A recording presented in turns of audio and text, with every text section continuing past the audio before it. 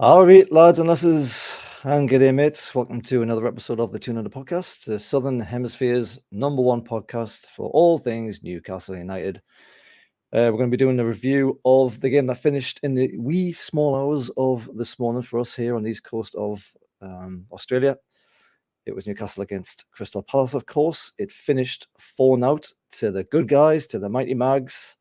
I'm joined by Craig here. Craigie, would you say that game was Newcastle being just superb? Would you see it as Crystal Palace being a bit crap? Was it a little bit of one and a little bit of another? How did you see it?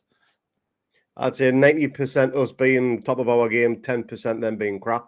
We were absolutely dominant in that game. It was fantastic. First half was like the barely got sniffed, did they? I mean, there was one or two occasions where they got near Nick Pope, but like that we've just possessed our first half, haven't we? Yeah, it was absolutely superb. I think the last time I seen the first half like that was maybe Villa at home last season, where we just ran them ragged in that first half. And that's exactly what we've done there.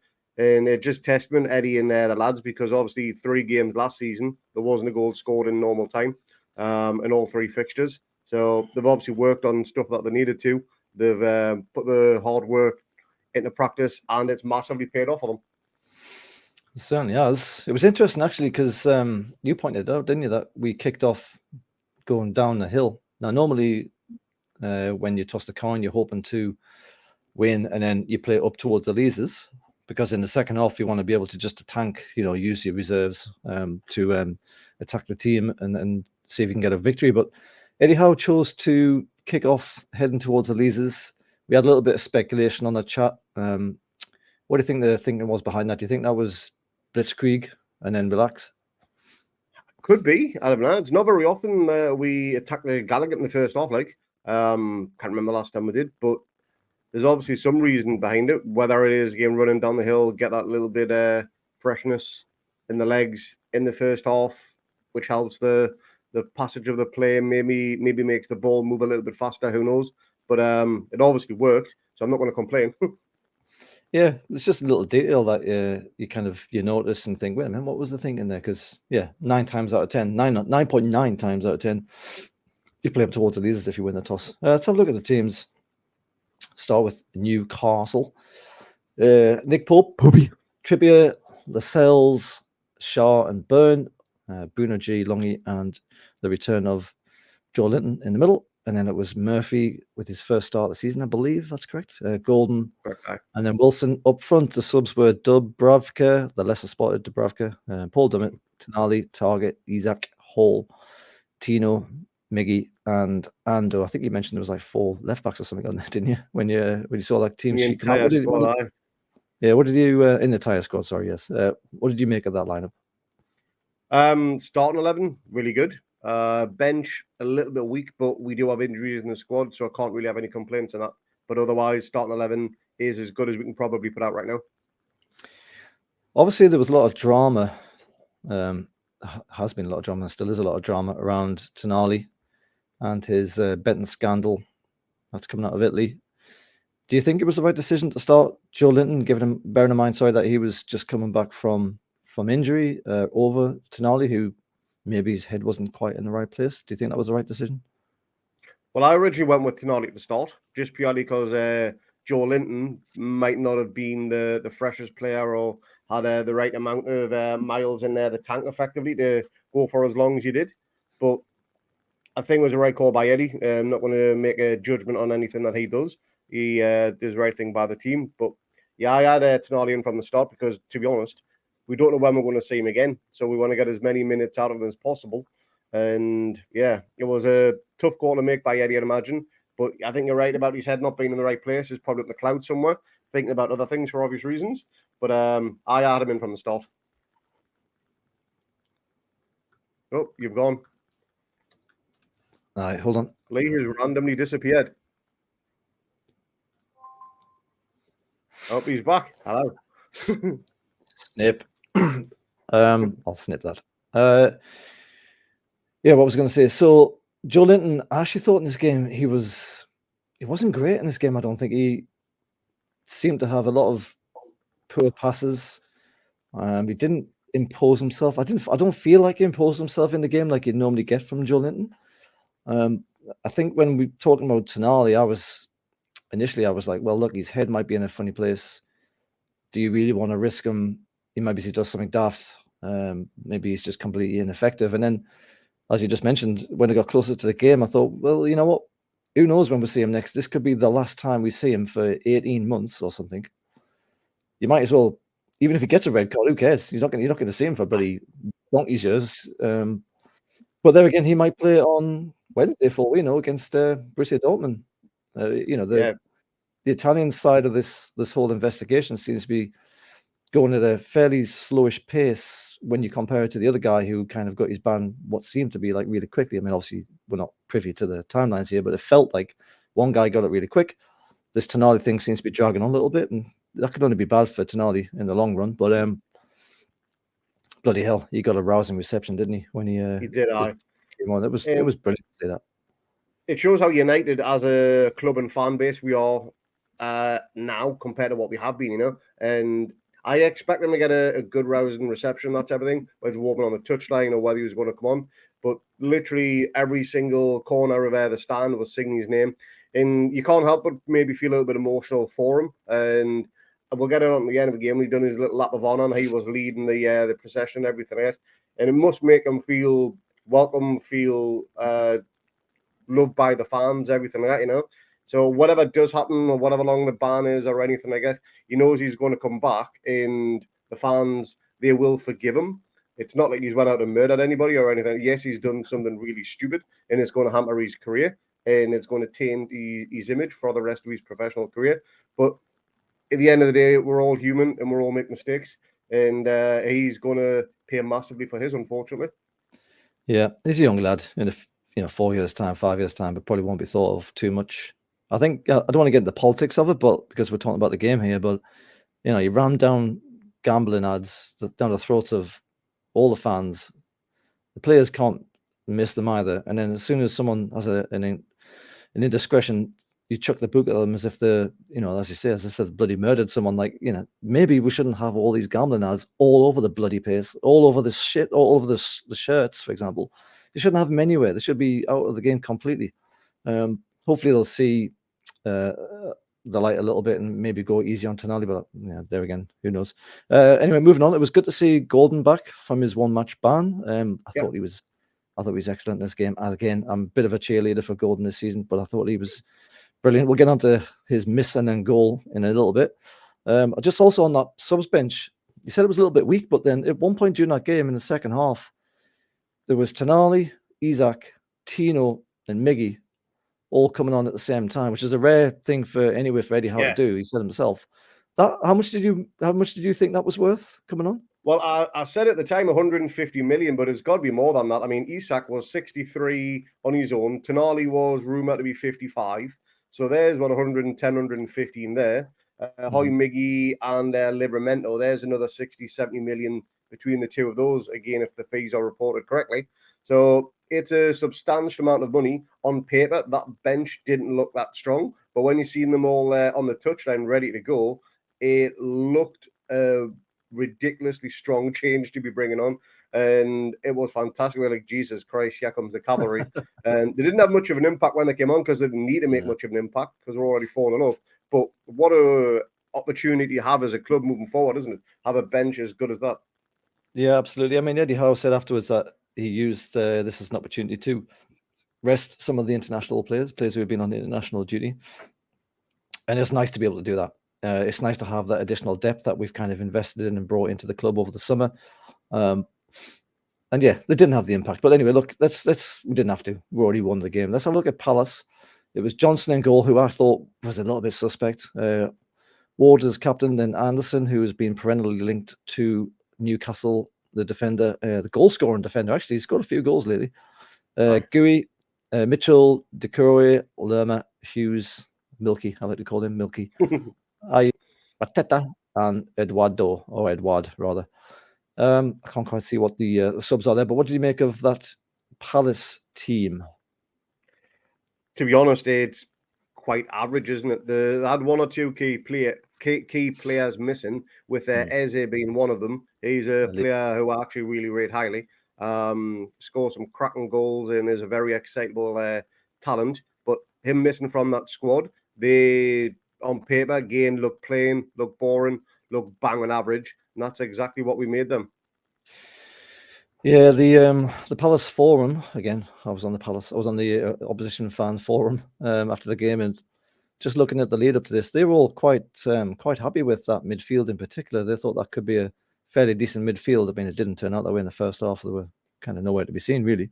One or two did indicate that there was a lack of creativity and a lack of pace in this team. And yeah, you didn't see a lot of pace in this game, did you?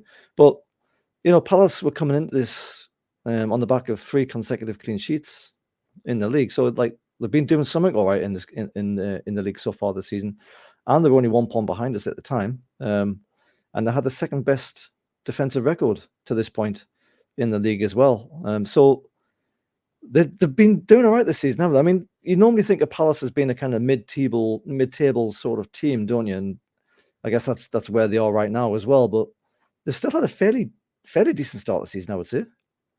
They have. They've been keeping a lot of clean sheets. They don't concede many, but they also don't score many either. I think 9 games in for the season now, and they've only scored 7 goals. So their defense is what's propping them up the table. Otherwise, if that defense continues to leak goals like it did this morning for us, then they're going to tumble down that table at a rapid rate. They need some of their key players back, Eze being one of them. They do have quite an extensive injury list, but then so do we. And we managed to come through this the better of the two, thankfully. Yeah, sometimes it just comes down to timing, doesn't it? I mean, Eze is definitely a huge miss. So is Elise. Yeah.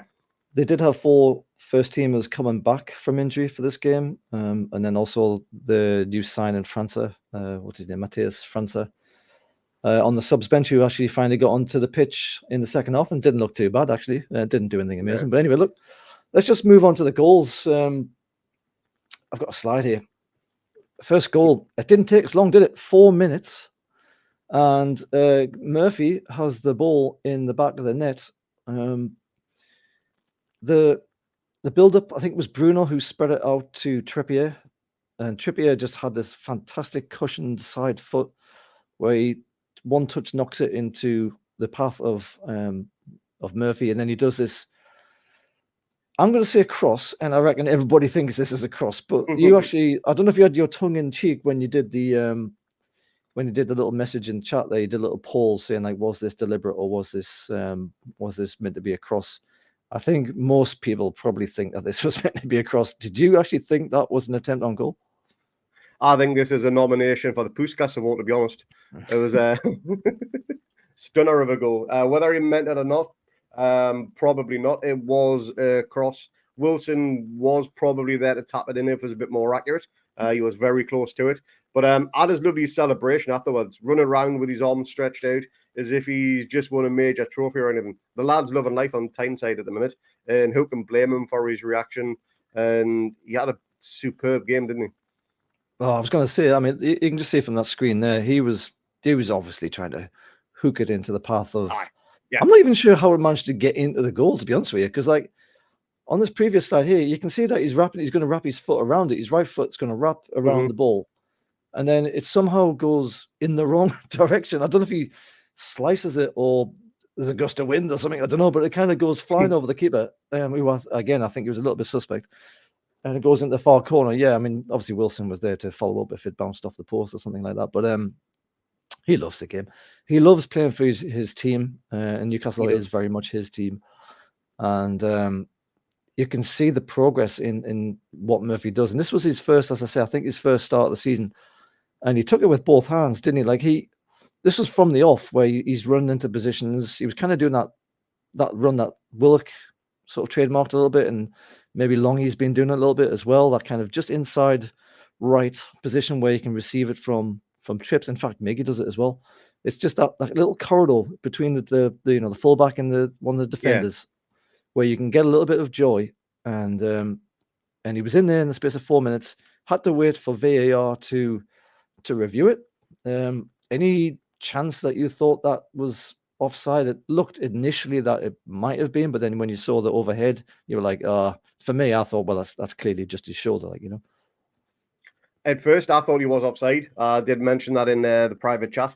But then again, when they showed you the angle, was borderline, but he was just onside, so a right call was made.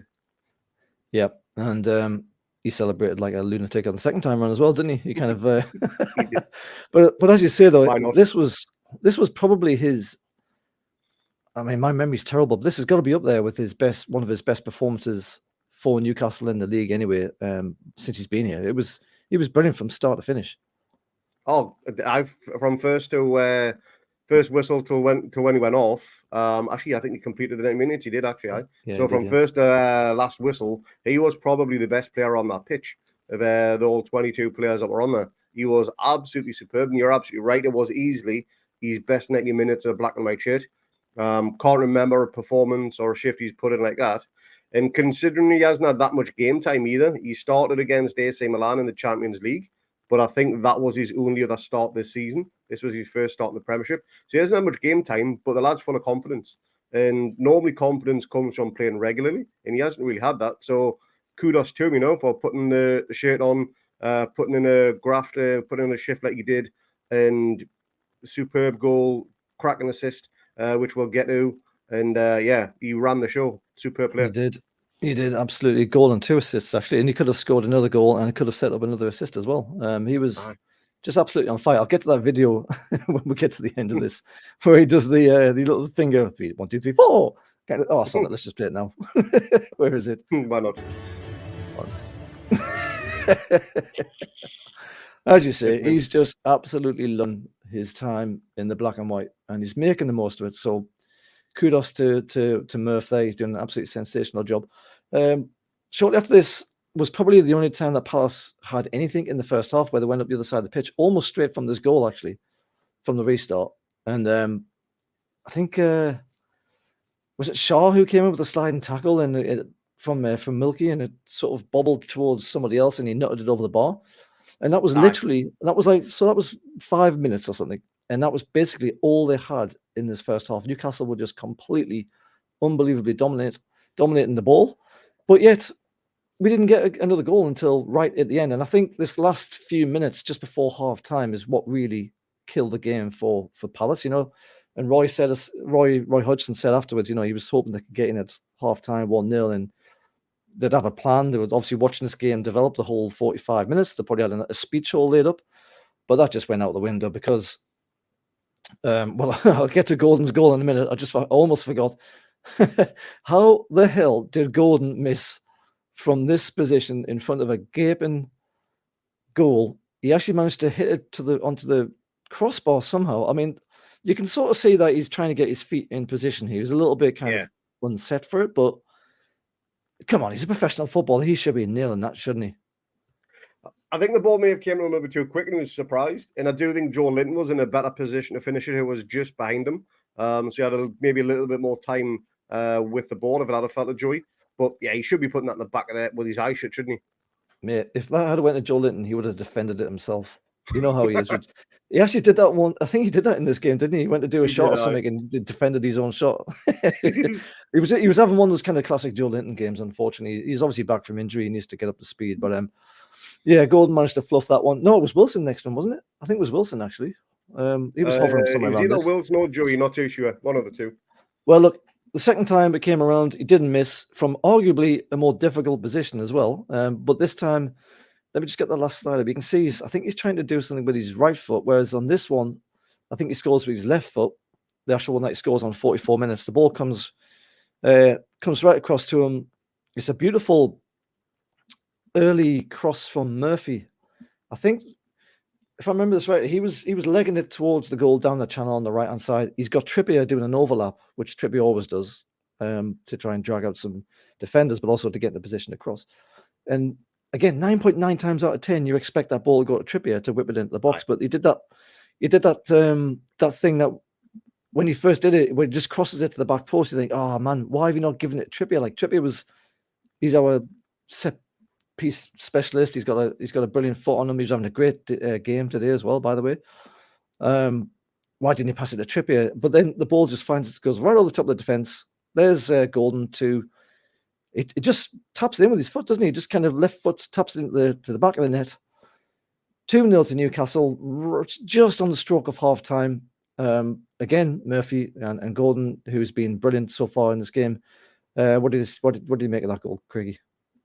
I thought the cross was absolutely superb. Took every Palace player out of the game for the whip that he had on it. And it was just begging to be touched in. If it wasn't by Gordon, it would have been by somebody else. And I love the fact that Trips, you can tell he's a little bit pissed off the fact that Murphy hasn't passed to him for the cross. But the second the ball hits the back of the net with his arms, and he's like, let's come on. He's gone from agony to ecstasy in the matter of a split second. And again, just shows the confidence that Murphy has to whip a ball like that in when he's had such little game time, you know? Yeah, you saw him look up and he saw what was on and he thought, I might as well try and whip this in. And why not? I mean, he was on fire this game. So he obviously felt, I'm on a hot one today. I might as well whip this into the back post and see what happens. Gordon, he just brings something to this team. You get a little bit of it from Miggy, but I think they're starting to wane somewhat from Miggy. But from Gordon, you've got that pace because he's very fast. You've got pace on him. Yeah. You've got the intelligence because a lot of times he's run into some really good positions and doesn't always get picked out. In fact, a lot of times he never gets picked out. And maybe the positions aren't as good as they look on the screen for a professional footballer. But when I'm watching, I'm thinking, geez, that was a good run that he just made there. And you can see him often, he's waving his hands in the air like, oh, bloody hell, man, I've just done another sensational run. And once again, the ball's just went in the other direction to the other side of the pitch or something, you know. But he ran himself into the ground again this game. He missed that sitter, didn't let his head drop. He was in the right place at the right time to score what I think is his, I've got it down somewhere. It's his third goal, third in the league and 4 in total, apparently, for Gordon this season. So you don't expect double numbers out of him, but this is only 9 games in now, and he's already got 4 goals in total. I think he's got 7 goal involvements already this season. So I think that'll be 3 or 4 goals and however many assists. So he's definitely improved from where he came in January, that's for sure. He said he's going to do the hard work, put in the graft, and again, it's paying off dividends for him, isn't it? Oh, his attitude has just been absolutely spot on. The Euros, the 21 Euros during the summer, I was like, no, God's sake, I'd rather have a rest. But I don't know, like I think that's probably been the best thing for him. The way he's playing at the minute, he's came into the season hot. He hasn't had the time. He hasn't needed time to spin up. He's just like, right, I'm on, and we miss him when he's not there. Like I think we probably would have beaten West Ham if Gordon was in the team. That's kind of the difference I think he makes. Anyway, look, 2-0. 44 minutes, you're thinking, all right, champion 2-0 going at half time. That's brilliant. Roy's talk's gone a little bit sideways now. He's going to have to sort of change his mind about what he's going to say. Although, the commentators are saying, oh, Newcastle, they need that second goal. And you're thinking, but as soon as we get it, you're going to say, oh, right, Newcastle are dangerous. They're living dangerously because they've only got 2 goals. It's that dangerous scoreline that they need a third. It's like, bloody hell, man. Anyway, look, third goal. This is the real killer. Only 2 minutes later as well. It's Longstaff. He steals the ball from Gui, who has an unfortunate slip. Although I will say, in my opinion, that I think there was a little bit of good play from Wilson as the ball was coming across to Gui. There's a little bit of shoving, a little bit of gamesmanship. I'm not saying he was being dirty. I'm not saying he was doing an Alan Shearer elbow into the head. But I think he did just about enough to unbalance Gui. His foot slips. You see, his foot seems to be in a weird position. Actually, he's sort of like stretching out for some reason, and it slips. Longy, sharp as a button. Yeah, he runs onto the ball. He does really well to pick that ball up as well because it's bouncing around a little bit, and Gui's still trying to get on it. Takes a touch to set himself, and then does a very PSG goalie-esque shot past the Palace keeper, who didn't really get anywhere near it, to be honest with you. Great goal from Longy, and he's knocking 1 or 2 in the season as well, isn't he? He is. He's not doing too bad considering he once gone travelling the world with Matty, according to social media anyway. But what was that about? I thought he was talking about the internationals. So Frank Chipper, obviously the big piss taker on Twitter, he put something out that he wants to take November off and go traveling around the world or Asia or wherever with Matty. And a lot of places picked it up as a genuine story, and it got reported as a genuine story. And Matty has Sean even commented on his Twitter feed. He even said, "Oh, no time for it to go traveling right now. Not when we've just picked up another 3 points or something along those lines."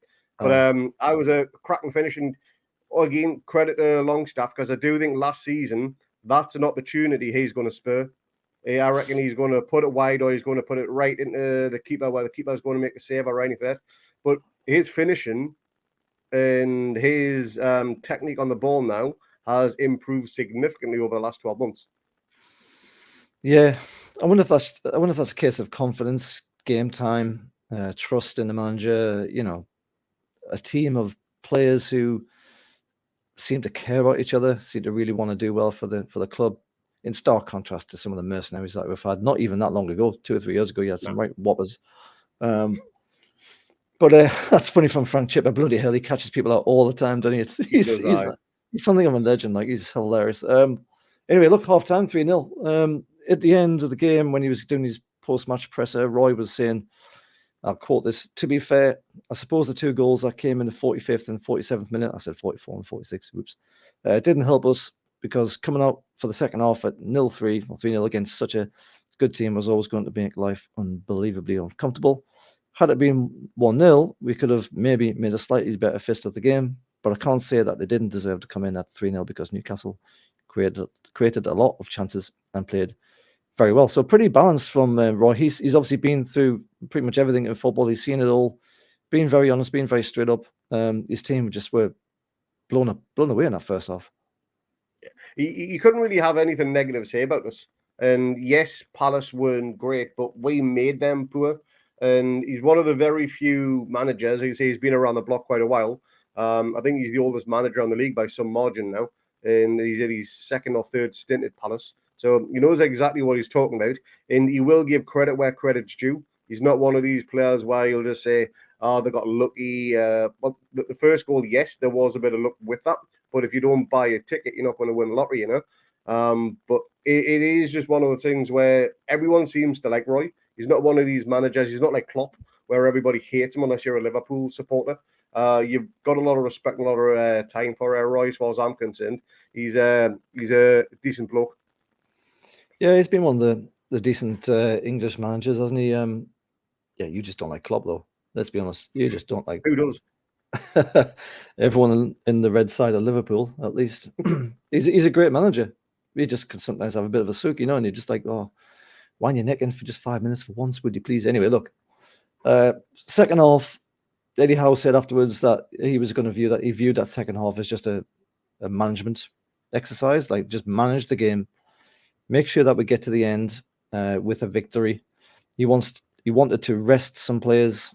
That's why that 4 subs thing that we mentioned occurred. Yeah. He wanted to take people off and give them a bit of a rest, like Trippier came off with. And that's pretty unusual to see Trippier come off. So he was obviously trying to, and Bruno, he was obviously trying to give these star players a bit of a rest ahead of another game midweek against Dortmund. But with all that said, do you think did Palace really change anything in that second half at least up until the point when we scored our 4th goal? Did they really appear to have done anything different to you? Bearing in mind they've just been hit for 3 goals in the first 45. You'd think that there'd be some marked changes in the second half, but I'm struggling in my mind here to think of anything that stood out as a major difference or improvement for Palace. Did he say anything? Because it didn't feel like that to me. I tell you what I think was in the back of Palace's mind was Sheffield United. Because if they think, let's go and try and get something from this game. Yes, we've already lost, but let's go and try and get something from it. They try and attack us with all guns blazing. We would have absolutely annihilated them in that second half. There's no question about that. They were so fragile at the back. It was unreal. I know we'll get to the 4th goal soon, and I've got a bit of a bone to pick with that defender apparently we're interested in.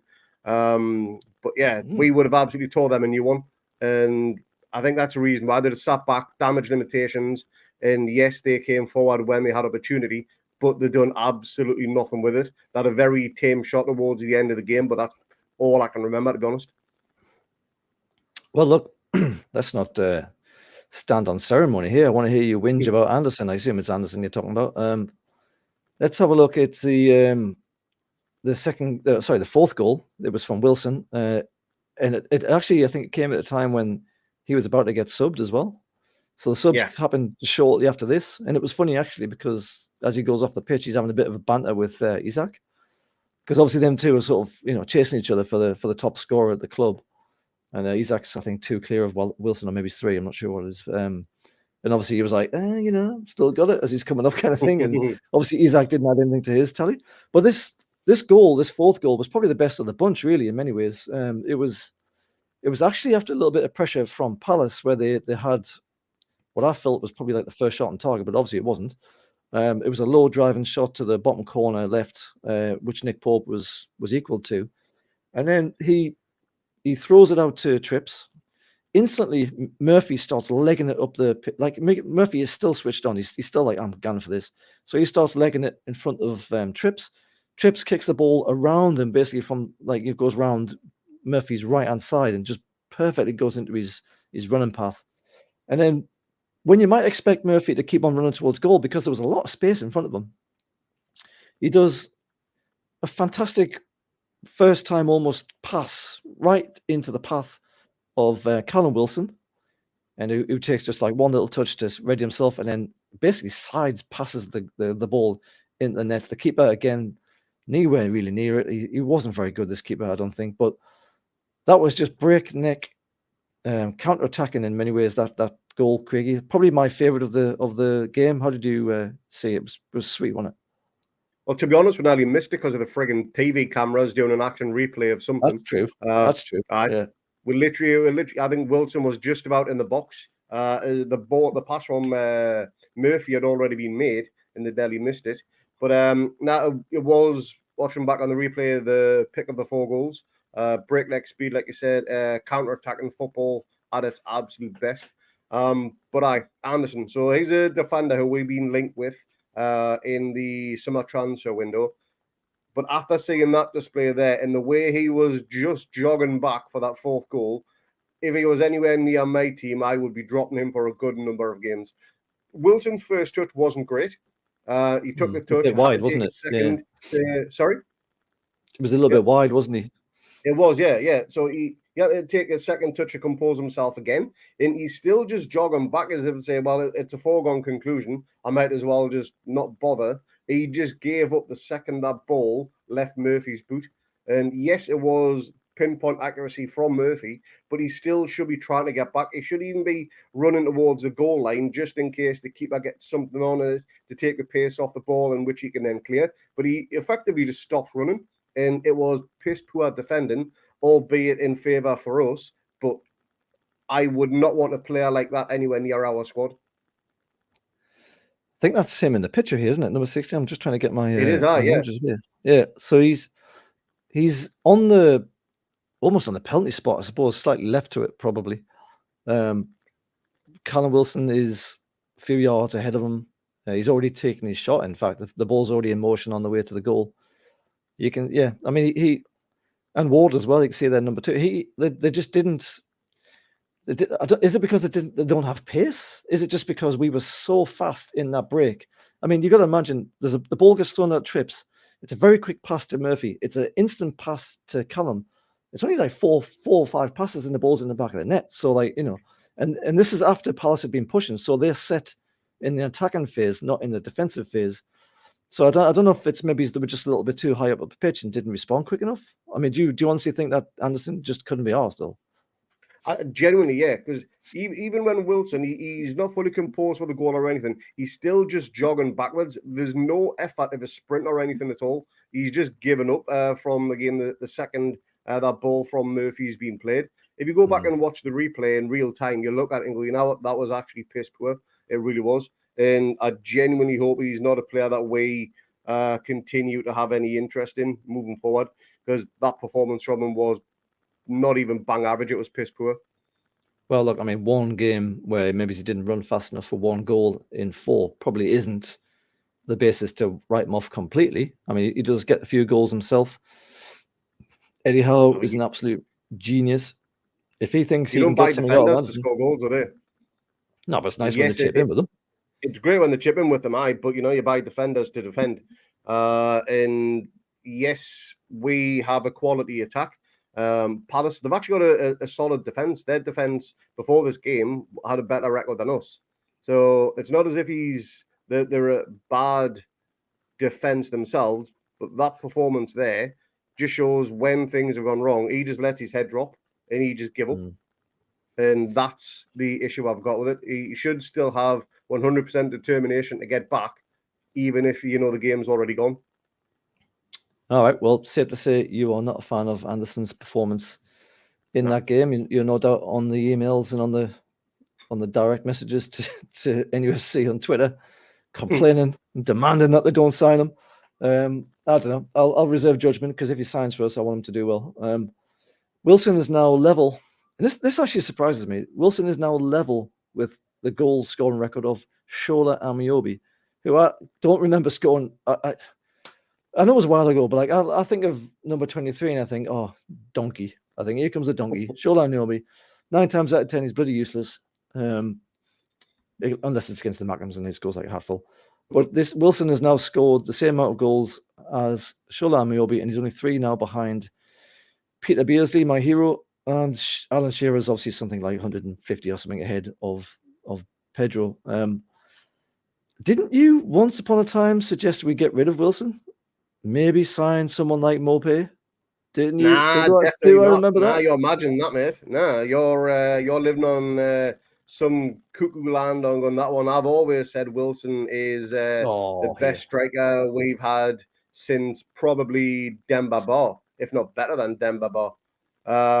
Nah, you're absolutely right. There was a stage last season where he was a shadow of his former self and he just kept on getting injured. That if he keeps this up, he's just not worth that number 9 shirt and he's not going to be happy with a place on the bench. But he's obviously proved me wrong and I'm more than happy to be proven wrong. He's dug in. He's fighting for his place along with Isak. They've obviously got a good relationship between them, a bit of camaraderie going on between who wants to get the top goal scorer. And that's what you want to see. And again, it's credit to Wilson and the coaching staff for getting them back into the right frame of mind. And I think he did mention he was a little bit down after the World Cup. Yeah. Well, I think, I mean, he's going to go down as the 3rd highest and possibly 2nd highest scorer of this club's history. Yeah. He's only been here a few years when you think about it. He's not been here that long in the grand scheme of things. So it's an incredible return from a man who did he get relegated with Bournemouth? I think he did. Not 100% sure on that one though. Can't remember. Yeah, done right though, hasn't he? Jesus Christ. He's just one of those fox in the box type players, and whereas Isak is like a highly technical with a bit of pace and can finish. Wilson for me is very much a more old school centre forward, hold it up, score goals from all different places, off his head, off his feet, and all that kind of stuff. He's really good. Just looking at the record here now, so Callum Wilson scored his first goal for us on the 12th of September 2020, and he just got the 43rd goal of his Premier League career for us as of this morning, 21st of October 2023, so a little over 3 years. Shola Amiobi managed the same amount of goals in 1 year in the Championship, so we'll call that 12 years. So the goals to game ratio is significantly better in favour of Callum Wilson. Not quite as good as Andy Cole's goals to game ratio, because that thing was absolutely superb. I think he still holds a record for the most goals in one Premier League season. Really? Well, I mean, Wilson this season is top of the charts for, I think, goals per minute. He's on something 0.70, 71 minutes per goal. Not a bad return at all. Look, anyway, this is Newcastle 4-0 and very much game management mode kicks in. We make those 4 subs. The crowd is just singing Tonali's name over and over again. Eddie Howe afterwards said that it was just absolute class. He just said the fans, everything they did for him was just absolute class. And it was brilliant. Well done to the fans for that one. I'm sure Tonali will remember that one for a long, long time. This point onwards, though, so that was probably around about 68 minutes, maybe, something like that. 70 minutes, perhaps. But from this point onwards, it's largely more about Palace and if they can score a goal. They didn't really do much, did they? Even though they had more of the ball in this phase of the game, which managed to get the stats up a little bit, they still didn't really trouble us too much, and we managed to see the game out fairly comfortably in the end. They had two opportunities. One, a free kick, which stung Pope's hands. That was a cracking free kick, to be honest, and a really good save as well. Is that where and the other one, which is that the high save when you jumped? Yeah, that was a good save. And the other one, which you mentioned, the tame shot down to Pope's left, which Pope was more than equal to. But that was it. No other clear-cut chances. Everything was high and wide from what they were trying to do. Yeah. Well, we saw the game out in the end. To fairly muted cheers in the end, because I think pretty much everyone had already realised the game was done, and half of them were probably pissed off by the time the full-time whistle came along. As you say, Tonali was encouraged, let's say, to get out in front of the rest of the group and receive some love from whoever was left in the stands, which was also brilliant. And he looked a little bit emotional as well. He was doing a lot of sniffing. Yeah. I know he's got that classic Roman nose, but he was doing a lot of sniffing. I think he was doing his best to keep his emotions in check. But let's hope he gets through this, and let's hope we get to see him sooner rather than later. It's pretty much out of everyone's hands right now. That win took us up to 5th, and we're going to drop down to 6th, regardless of what happens between Villa and West Ham. Doesn't matter what the score is, we'll definitely drop to 6th. But nonetheless, doing pretty well given the crisis of the first few games of the season. Amazingly, though, this is the largest Toon League defeat against Palace in 45 meetings. Seems like a lot, doesn't it? Yeah, it does. I think last time we beat them anything near this was like a 3-0 or 3-1 or something. Newcastle now unbeaten in 8 games across league and cups, and we've won the last 5 home games in all competitions. Crisis, what crisis, Craggy? Let's have a look at some of the stats. In the end, 60% possession to us and 40 to Crystal Palace. Confusingly, on the Palace website, it said 60 to 41. I'm not sure how they managed to get that. 10 shots to Newcastle, 17 to Palace, with us having 7 on target to their 3.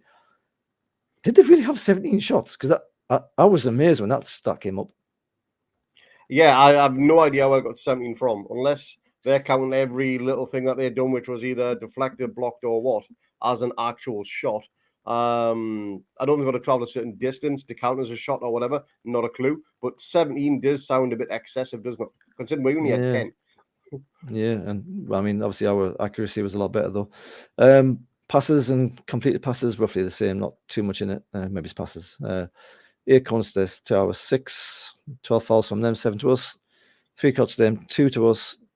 Fortunately, Bruno didn't get yellow carded because he's 1 away from a ban, so he lives to fight another day.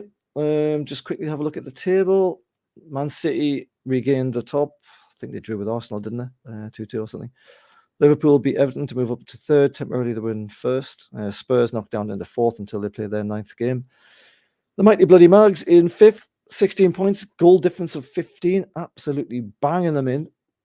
Villa behind us, who will go above us if they win or draw, in 6th on 16 points. And then it's Brighton, Man United, who managed to sneak a win, West Ham, Chelsea, Palace. And I've left it down to Wolves, who are our next opponent down at Molineux, on a -4 GD, and they've only got 11 points, won 3, drawn 2, lost 4. So I'm not going to do a preview of that, but you'd think we've got to be able to stick it up down there in the Black Country. Man the match, Craigie. Oh, easy. Murphy.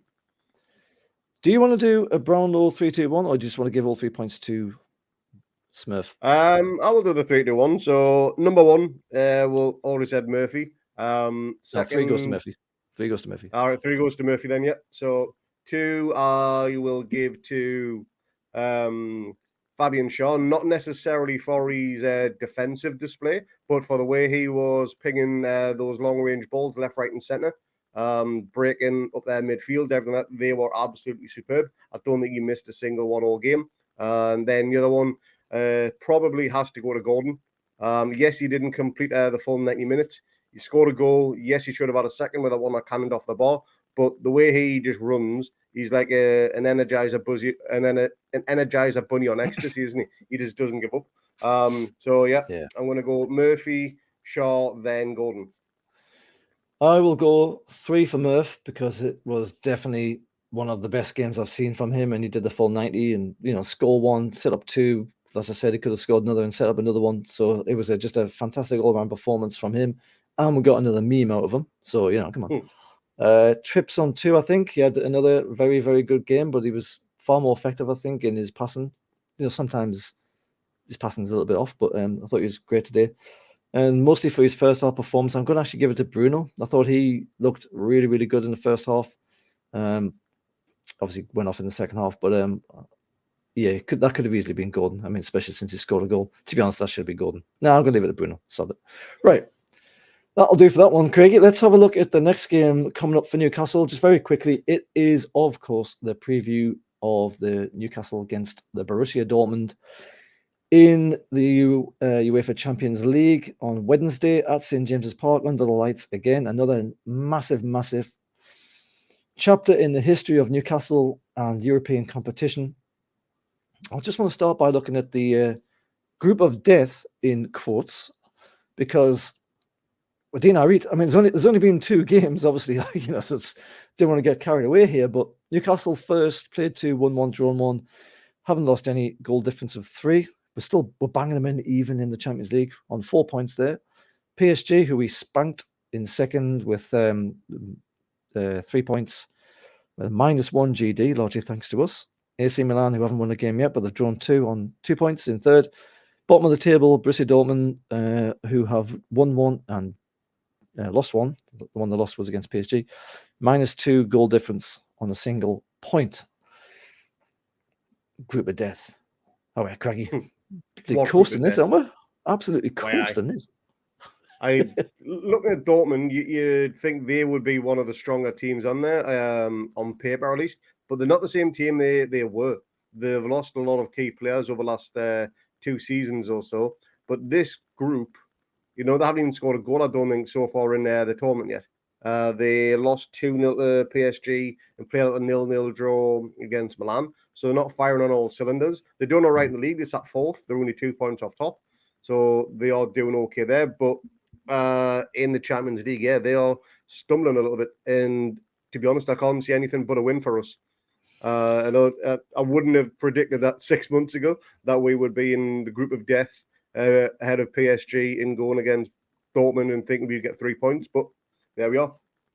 I'd like to think that Newcastle are now the team to fear in this group. PSG probably are really, though, that team, but it's not like we are propping the table with 0 points after 2 games and everyone's looking at us as the whipping boy that they were initially probably thinking that we were going to be. They're now sitting up here and thinking, shit, if we go to Newcastle, we're going to get a bloody hard game. Look what they've just did to PSG. As you say, Dortmund sitting in 4th place. They've won 6 and drawn 2, so they're actually doing pretty well in their domestic league. As you said, they lost against PSG, but that was in France. It's an away game. It's not that surprising. 2-0. Drew against Milan. Everyone draws against Milan. Nobody scores. It's always 0-0. But you can't really take anything from that domestic form into the league, it seems, into the Champions League, rather.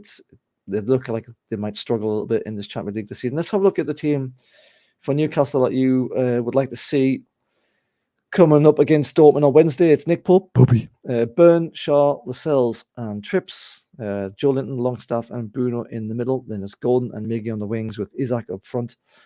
Not at all tempted to start with Murphy again in any sort of shape and form, given how brilliant he was, and not tempted to stick maybe it's Tonali instead of Joe Linton, given how poor Joe Linton was. I put Joe Linton in there purely because I think the situation with Tonali will be wrapped up maybe within the next day or 2. I think you could just tell Tonali knows what's coming, and due to his emotions at the end of the game, I think he knows it's happening very shortly. So I think his time is done for this season. Hopefully I'm wrong. So Joe Linton comes in, Miggy comes back in. I think just his experience in the way that he played against PSG will come in favour as well. Gordon, he was a cracking game against PSG, although he wasn't as effective as he would have liked to have been. He did drag a lot of people around and he ran his arse into the ground. Lascelles keeping the captain's armband because Botman, as we know, has had a bit of a setback. Pope will obviously be in goal. But I think that there is pretty much the strongest 11 that we can put out with the players that we have. It was a bit of a toss-up between Isak and Wilson for who I'd want to start. Putting on the fact that they're both scoring goals. Wilson is yet to start a Champions League game. Injuries have held them back on that one. So who knows how Eddie will go on this. I think he's keeping Isak fresh for the Champions League just so he's got that pace. And if I'm right in saying, didn't Isak play for Dortmund? So he's got that little bit of a fire in his belly, trying to maybe prove them wrong. I'm sure he did play there. The early stage of his career, didn't quite make it, and then was flogged to Spain. No idea. Even if I did know, I've probably forgotten it by now. But that's an interesting little side story, isn't it? In this competition, I just feel like it's a bit harsh to not give Murphy a start in the Champions League after that sensational performance that we saw today against Palace. And Miggy didn't do an awful lot when it came. I'm being overly sort of analytical here, really. Miggy's obviously a brilliant player for us. I just feel like Murphy, like if he can play like that again in the Champions League, and then he plays like that again against Wolves, and he keeps on doing it, he could be like Miggy last season, where he's suddenly like the most valuable player that we've got in the team. Obviously Gordon's up there as well, but anyway, that's the team we've gone with. We'll not bother getting into the Dortmund team because who knows anything about Dortmund? I don't. You did have a team for us, but we'll not bother getting into that. That's your team for the thingy for the game. Give me your prediction then. Give me just a score prediction. We'll wrap this up. I'm going to say we'll go 3-1. Really? That's pretty good. Aye. Do you want to home win? Chance your hand at the scorers for us? I'm going to say big dog at the double in Gordon. Yeah, I would take that, to be honest with you. I think I'm just going to go for 1-0. Take it 4-0. I get the feeling Dortmund might be quite defensive. We don't do well against defensive teams on the whole. It's another European game where we're going to be learning a lot from the opposition. So I kind of hope that we manage to unlock them, whether it be from a set piece, penalty perhaps. I'm not sure what it might be, but it could bounce off someone's balls for all I care, as long as it goes in. But I think probably a 1-0. I might as well give it to Isak. He's going to be in and about it. He's going to be all around the place. I'll give it to him. Yeah. But I wouldn't be. We've got goals throughout this team. That's the great thing about this team right now. Everybody's chipping in with goals here and there. Shaw, even against PSG, with an absolute worldie, his classic once a season blammo. Everyone's just chipping in there. We just need Nick Pope to get up for a corner at some point at the end of the game and bang one in as well. Then we'll probably have a full bloody set. Anyway, look, we'll leave it there. We'll leave that to that prediction for 1-0 from me and 3-1 from you to beat Borussia Dortmund on Wednesday in the Champions League, group of death, Newcastle at the top, absolutely flying. And then after that, it will be a review from us. So keep your eyes out of your notifications on YouTube. And we will hopefully see you for that one in a few days' time. Craig, thank you for your time, mate. It's been a bloody great performance from Newcastle again. And hopefully we will see everyone again for the next show. So cheers, Craig, and thanks everyone who's watched. See you later.